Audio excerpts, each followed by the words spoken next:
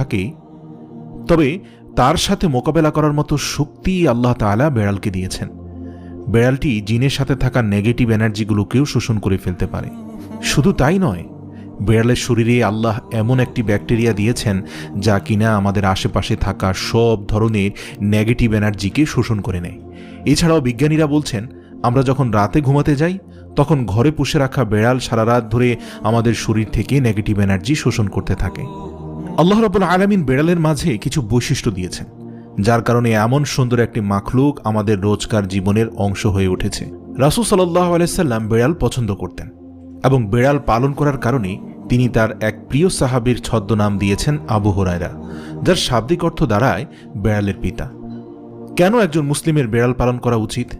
গবেষণা করে জানতে পারা যায়, আজ থেকে ৮,০০০ বছর পূর্বে জঙ্গলের বেড়ালরা খাবারের খোঁজে জনবসতিতে আসতে শুরু করে। সে সময়